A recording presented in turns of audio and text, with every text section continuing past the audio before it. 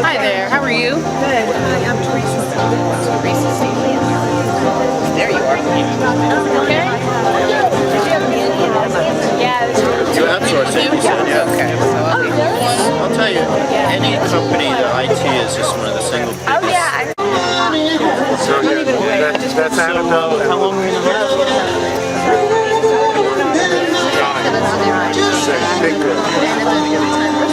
Wow, yours, what you think is the whole, Welcome everybody to Crawford Park, the jewel of the town of Rye. First, I'd like to ask everybody to face the flag and join me in the Pledge of Allegiance. I pledge allegiance to the flag of the United States of America and to the republic for which it stands, one nation, under God, indivisible, with liberty and justice for all. Thank you. I'd like to acknowledge any of our elected officials or former elected officials that are here. I see David Gelfarb, our county legislator. My wonderful town council, everybody's here. Tom Nardi, Bill Villanova, Anthony Baxter, Lindsay Jackson. Our town clerk is here. Hope, that's who is Hope. Hopi? Hope is here. And Jean Ceccarelli, our current Westchester trustee.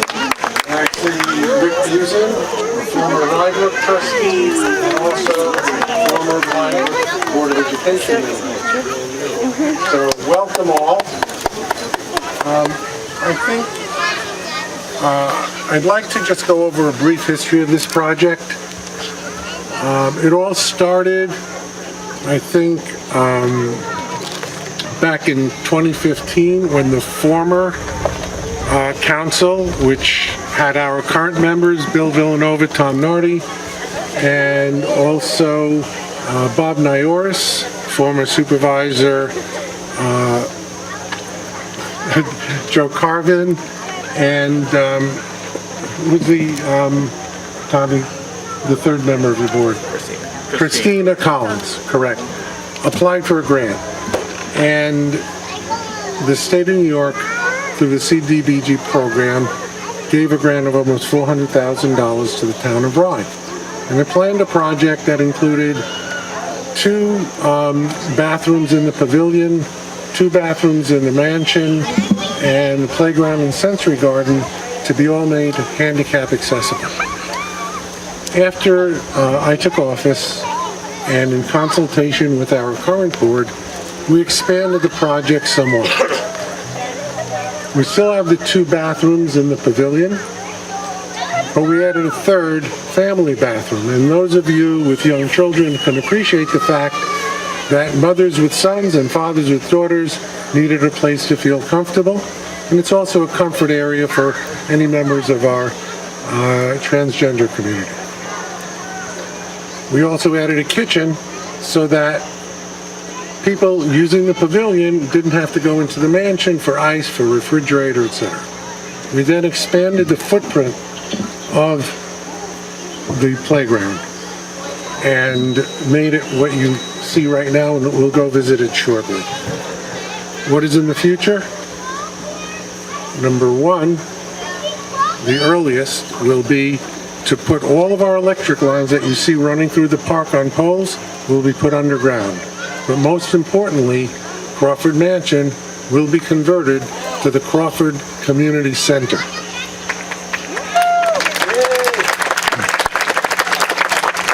It will be fully handicap accessible, not only an elevator and 2 handicap accessible bathrooms, but 2 on the main floor and 2 upstairs. The upstairs will be made fully accessible to all people of whatever abilities. We're going to be, there is a, if anybody's ever been upstairs, the 2nd floor has a properly sloped floor that will be eliminated by raising the floor, so the entire 2nd floor will be on one level.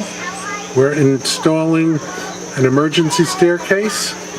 with an evacuation chair so that if there is an incident, handicapped people who are on the second floor and cannot use the elevator will be able to evacuate safely. In addition, the prior board, I think back in 2010 or 2011, established a 5-year plan for various improvements, such as new doors, new windows. That was never enacted. We are going, and now it's what, 6 or 7 years later. Our plan includes all new doors, all new windows, fully weatherproofed, and will be historically compatible with the windows and doors that are there now. In addition, there'll be new insulation, a new heating and air conditioning system, new security system, so that the building will be fully brought into the 21st century and be accessible to all members of the community. We're also going to have expanded parking with electric vehicle charging stations. So that's in the future. Now I'd like to thank several people.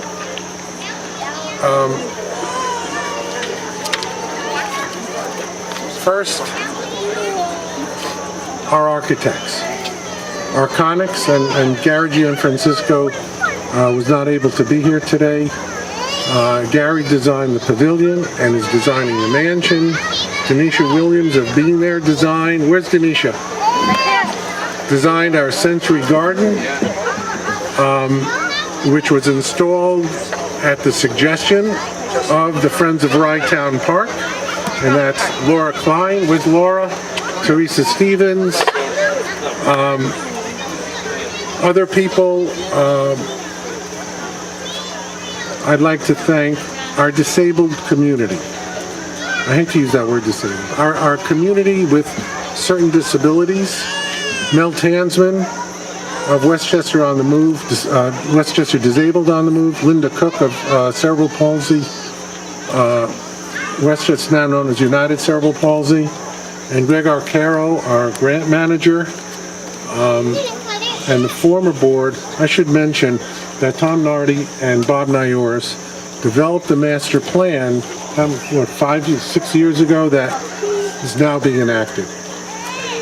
And the people working on the implementation,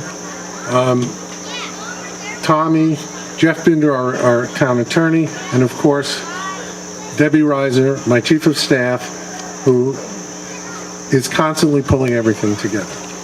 So with that, I'd like to introduce, did Mel get here yet? I saw you. You were right in front of me. Mel, would you like to come up and say a couple of words?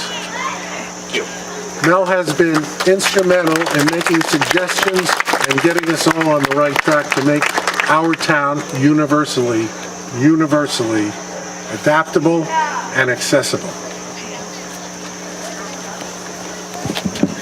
Good afternoon, everybody. I'm glad we have such a glorious day here to celebrate the opening of the accessible playground. Once again, my name's Mel Tansman. I'm the Executive Director of Westchester Disabled on the Move. In our 34 years or 33 years, Westchester Disabled on the Move has developed a reputation as being, first and foremost, an advocacy organization for people with disabilities. Often, that meant that towns feared us. They were worried we were going to bring a lawsuit or file a complaint. I got to tell you, too many more towns like Ryan, they're going to put us out of business because they're proactive. I didn't have to come to the town of Rye and to Supervisor Zuckerman to say, hey, your park isn't accessible. Your mansion here in lovely Crawford Park isn't accessible. They came to me and said, we want to have a more accessible park. And that is the spirit of this country, too. We have expanded the rights of people with disabilities, people who are transsexual. We're ever expanding the rights of people. You know, 30 years ago, 40 years ago, people with disabilities, children with disabilities, were locked away. many people with disabilities were warehoused. Now, people are in the mainstream. People are in our parks. And it's a town like Rye that I give so much credit to, that they've had the foresight to move forward rather than saying, oh, this is going to cost too much. We have to try to not do it, or need to fight this, or pay legal consultants to fight it. I can't tell you how much money is wasted so often by towns and other municipalities trying to fight legitimate claims about the ADA. So I want to thank the town of Rye. I want to thank Supervisor Zuckerman. I want to thank the Rye Parks Committee, the beach, because we're moving forward here. This beautiful mansion is going to be able to be used by everybody. That beautiful playground is going to be used by everybody. People who are blind are going to be able to walk through the sensory garden and appreciate something that all too often is ignored. So once again, finally, I just want to thank everybody involved, all the architects, the planners, and most of all, the town of Rye. Thank you. Thank you, Mel. Thank you. Laura Klein, Friends of Crawford Park. Everybody asks me, what is a sensory garden? Laura, tell everybody what a sensory garden is. I have notes because I need them. I'm Laura Klein with the Friends of Crawford Park, and we partnered with the town of Rye back in the fall of 2015 to apply for the CDBG grant. And the Friends' mission is to maintain and beautify the park. So it was only fitting that when we decided to make this inclusive playground, that we surround it and embrace it with a sensory garden. And a sensory garden, they're also called therapy gardens, and they're designed to stimulate all the senses. So there's sight, sound, smell, taste, and hearing. And when you go in and explore the garden, and albeit, and someone said it's very small right now, we just planted the plants back a week and a half ago, but it's going to grow into a gorgeous thing, and you can explore all the senses, the smells of the lavender and the thyme and the sage that's going to be growing, that's there now, the red colors of the hibiscus, the purple asters for the sight. You can feel the beautiful feeling of the lamb's ear, the soft touch of that, and run your hands through the grasses. And so it's really designed for people of all, everyone's going to enjoy the park, but those that have sensory processing issues, that are autistic or other disabilities, may be, they'll take comfort in the overstimulation of all the colors and sights and sounds, and they'll find it comforting. And those that have problems with underactive stimuli will be, they'll be stimulated by this. So it really does help the autistic and that spectrum of the community. And we were just so happy to be part of the project, to be able to keep it maintained for everyone to use. And that's what a sensory garden is. And we also are still collecting donations for the benches around the park. So I have an information table with flyers if you're interested in donating a bench that's going to be a permanent fixture of the park, which will be used by hundreds and thousands of people of all abilities. And there's information on memberships of the Friends of Crawford Park. So thanks for the town of Rye for including us in this wonderful project. And for Danisha Williams, our wonderful landscape architect, who has been here countless hours putting it all together. Thanks, guys. Thanks, Laura. And where's who's got the scissors?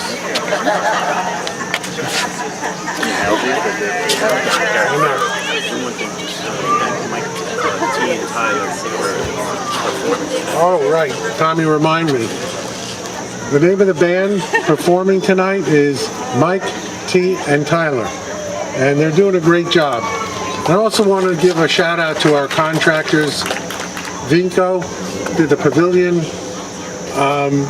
Obviously the Friends did the sensory garden, and Al Crescetti did the playground and a design build, and they did a fabulous job, and contacted the actual work for the sensory garden. And I see forgot to say, Danny Tartaglia, former town councilman, is here too. Long time ago, Dan. And Nancy Barr, former member of the Blind Brook Board of Education, is here. Welcome. And now we're going to cut it. I'm going to ask my granddaughter, Emma, to help me cut. You want to hold this? Okay, you ready? Hold it. Set. Go! Oh, let's got to do it again. Guess what? Yes! Thank you.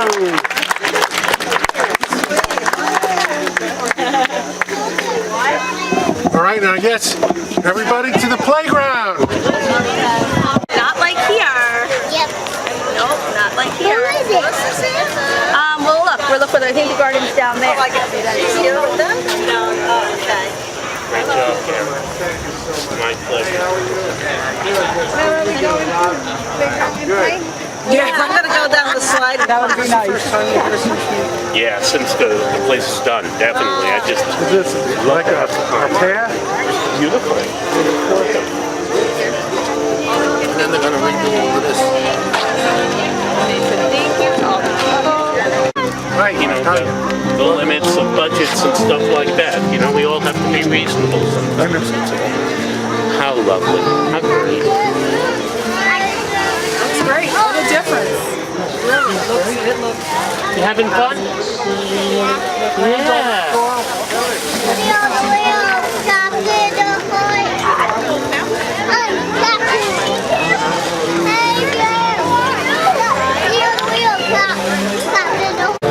In a woman time back toward the sun. Lord knows when the cold wind blows, it's gonna turn better.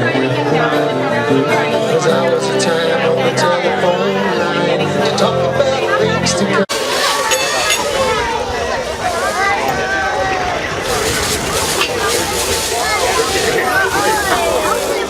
There you go.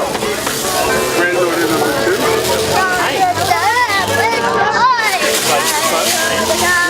Hi, nice to meet you. This is Jared. Hi, Jared. Pleasure. Dad, what is that? The rest of that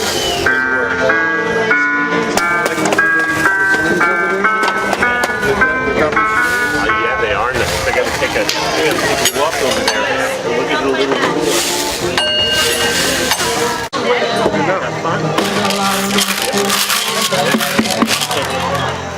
Oh, this is a great way to spend the Sunday. To me, this isn't work, but this is great. Got to get more rhythmic. I got rhythm. Wonderful.